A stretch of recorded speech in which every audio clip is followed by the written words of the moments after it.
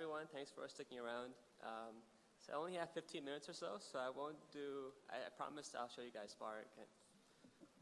All right. Can you guys hear me okay in the back? All right. So yeah, I will talk about neural embeddings and sequence modeling of a pretty cool data set, but I won't do a network analysis or Spark today because I don't have enough time for that. But I'll show you guys where you can see some blog posts on that. All right, so it's been awesome hearing all the talks so far. Hopefully this is still relevant, but a little different. So I'm going to talk about neural embeddings. And what that really means is just trying to learn some representation of text as a vector of numbers. All right, so you can think about an embedding as a mapping from words into some potentially really big vector. And by embedding, I just mean a mapping or parameterized function. In this case, calling it W. And that vector space could be a huge vector space, right? But it's just mapping from words into a vector space. So a simple way of doing it is just one-hot encoding. Can you guys read that in the back? It's probably the brightest font, but okay. So one-hot encoding, just a local representation of data. And what that means is for any given word, it could be a token, it could be a character, but let's talk about words for now. For any given word, we're just going to call it 1 if that word appears in this vector space, and 0 otherwise. So it's the sparsest possible matrix or vector you can define, and it's going to get huge, right? Because it's going to be the cardinality of your entire vocabulary. So for words, it might not be too bad, but if you start doing n-grams or car-grams, this could blow up really quickly. Another issue with this is there's no sense of similarity between two different word elements in your vector space, right? So in this case, they're all orthogonal. They're all just perpendicular to each other. So any similarity measure will probably give you 0. If you do a dot product of those two vectors, you get 0. So there's no way to understand any semantic understanding of your data from this type of representation. So what can we do? There was a paper about 33 years ago, so it's not a new idea. But Jeff Hinton, he was at CMU at the time. He spent most of his career at Toronto. But so he had this really cool paper called Distributed Representations. And he says, what we're doing right now, the simplest way of defining a representation of text is just doing one element per entity. So that's just the one-hot encoding. That's the first thing I highlighted there. And that's a local representation, right? Just about that given word in that vector space. No other annotations or similarity you can define there. So he proposed in this paper a different way of thinking about representing text. And he thought about a distributed activity over many different elements, right? So he says specifically each computing element is involved representing many different entities, right? So any element in this new vector space is going to define many different elements in the original vector space. So you can think about it as a reduction of some sort.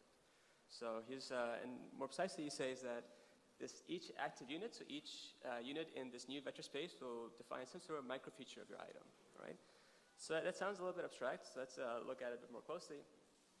This also has some linguistic, I think, formulation as well. So the dude up there, that's Wittgenstein. So the question often is, can we define words or their representation of words based on their context or how they're used in language? Like how I talk to you, does that help us define words? So Wittgenstein, in his later work, the big departure from his earlier work, he said that in most cases, the meaning of a word is not some sort of rule or some sort of abstract tree or something like this, but it's actually how we use it in our language. And similarly, J.R. Furth said that you shall know a word by the company it keeps.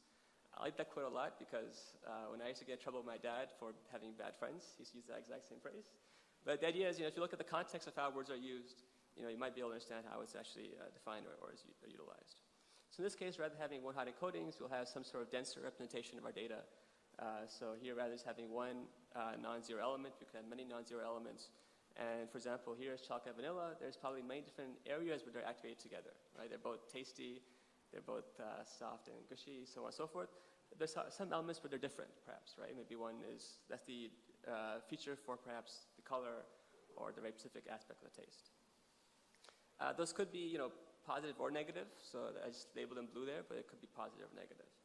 But so this representation is a lot more useful, right? So we could define this based on if they appear in the same document. So kind of what the TF, IDF stuff we saw earlier from Julia. Or we could define a similarity measure based on if they appear next to each other, right? Kind of what you get from car-grams or n-grams. All right, so in this case, you could have these two vectors. This is just possible examples of them for chocolate and for vanilla. And these are dense representations that hopefully capture more syntactic representation.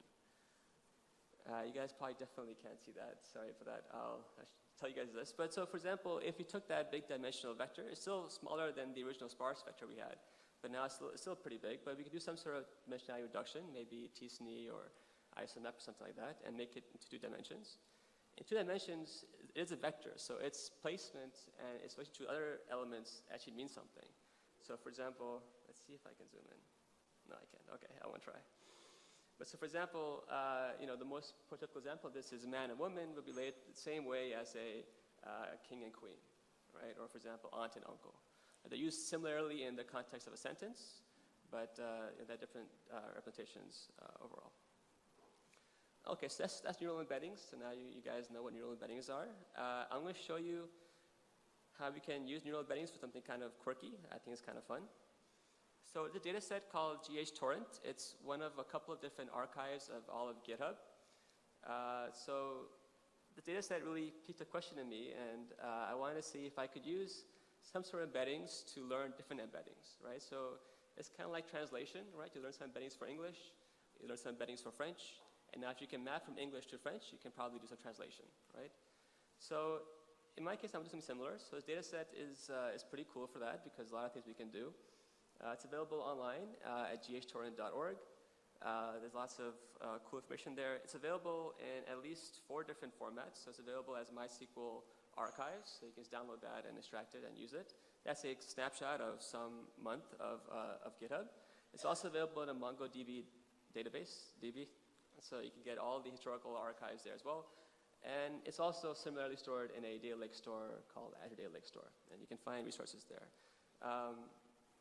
So basically, each of these resources, they are archived by looking at the GitHub API and extracting some events from that. So there actually is an event queue you can look at using RabbitMQ, so you can get live events from GitHub if you wanted to as well. Those are passed to some queue and then stored in some archive, all right? And those 3 boxes are different sources you can get that archive from. So I'm going to look at a few tables from this archive. In particular, I'm going to look at every repo, not every repo, I'm going to look at some specific repos and look at all of its pull requests. All right, so I'm going to do a left merge on pull request, bring in all the repos, and for each pull request, look at all the commits that are in that pull request, see what the comments were for those commits. Some of us are better than others at giving good verbose comments, but hopefully there's some comments there. Unfortunately, that wasn't enough by itself, so I also parsed all the issues and see if there's any commits tagged for that issue in that pull request and see if I could get some text from the issue itself. And then I merged them all together. So this gives me a lot of data already, but one thing I don't have is the actual commit itself, the actual code difference. So for that, I had to use the GitHub API to do some requests. A little bit messy, but it worked, and it's a repo now, so you guys can try it out for yourselves. All right? So our sequence model is going to be an encoder-decoder model. What we're going to do is we're going to take in those git commits. Those are the code patches, the actual code changes that happen in that commit. We're going to compute some sort of embedding for them. I did at the character level. I'll find more of what I did in a second. And then we're going to decode that into natural language. All right? So we're literally translating code, programming language code, into natural language code. And it's kind of cool that this hopefully will work. To be a bit more precise, we have a tuple of data. So our tuple is a code patch and some natural language patch with it. For the code patch, as they get bigger and bigger or longer and longer, things get more and more hard to represent. So I looked at a maximum of 25 characters, which is a pretty hefty restriction, but it worked a lot better. That doesn't mean I'll have a lot of duplicates. So I will duplicate the natural language message for that git commit if I cut that code patch up. All right, so what I'm trying to do is maximize some score. So score is going to be a mapping from the tuple space into some real number. So just some one-dimensional real number. And I want to maximize the probability of the next word given the previous words. And I'll define how we learned the previous words in a second. All right? So n star is going to be a natural language expression. I'm trying to find the most likely natural language expression given this score function. All right, so the language model is not too weird, but it's a little bit weird. So it's looking at the previous words, which will get mapped to some hidden states in this neural network model. And it's going to also keep track of some attention. Right? So this code patch could get pretty long. So if I don't have any attention, I'll just look at the last piece of that token, of that code patch, which won't be very useful in defining exactly what the next word is. So I'll have some attention mechanism, and I'll have the hidden state that'll keep track of the previous word, and now let's do a softmax, which is like a multinomial regression, logistic regression thing. All right? So let's look at an example of that. This is, sorry, it's not R code, it's Python code, but it's an example that hopefully shows you what's going on. So this is the code commit. So someone deleted this piece of code. So I'm going to initially pass through this and try to pick the embeddings for them. Those will get kept to some hidden values, h's, and they also get computed some attention units, ti, and then those will get decoded into a natural language expression. So in this case, someone removed some unnecessary import statements, and it says remove unneeded modules. Right? This is not a real example, so just it's a cartoon of what the model is trying to do. Okay.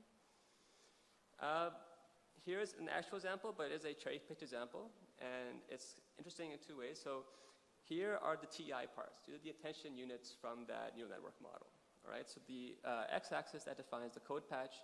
You should look at that code patch as R code. It's a buggy R code, but it is R code. It's just a function that applies row sums at the row level. So that's really weird. But what's cool about this is if you look at the row sums activations, it activated sums, which is cool, but also activated the axis and the row part. So based on the other pieces of the sequence, it was able to understand something semantically about the row sums function, which is pretty cool. All right. What's also kind of cool about this mechanism is we can reverse our operations here. So what we have learned is a differentiable function that maps code into natural language. I can reverse that question and ask what's the most likely code patch given some natural language, and it's not going to generate code for me. That'd be kind of weird. It won't compile for sure, but it'll be a retrieval agent, so look into all your training data and pull the most likely code patch given natural language statement. So it's kind of like a search agent for that. Oops, okay. All right, I'll just, I guess, end soon. So I did this in CNTK and TensorFlow. So CNTK is a deep learning framework available on GitHub, developed by the Microsoft research team and engineers. And it does have a Keras backend, so you can use it with Keras if you have Keras R code or Python code. JJ was really nice and added it to Keras's API there. And I will have all this stuff in my GitHub account, so you guys check it out there. And I'll have it both in CNTK and TensorFlow, so you can try it out. All right, that's all. Thanks.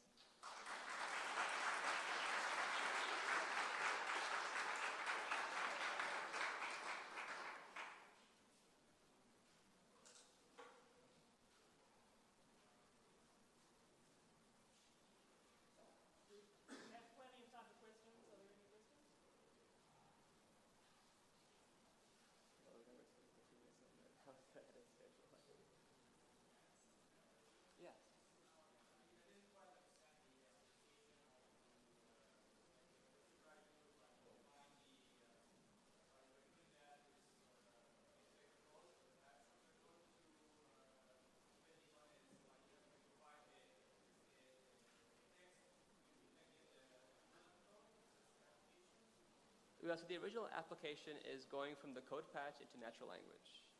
So it's trying to map some code difference into a git commit message.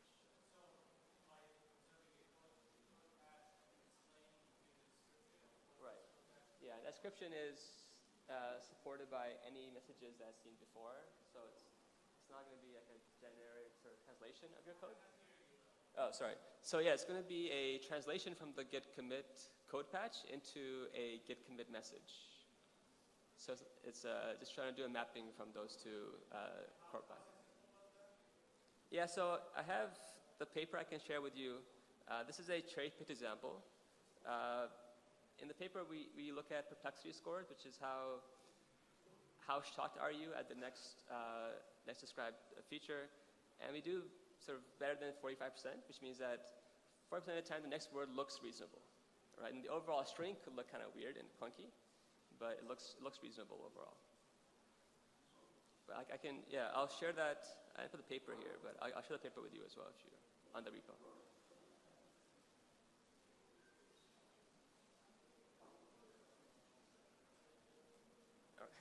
All right. Okay, that concludes this session. Thank you for your attention, and let's just thank all our speakers once again.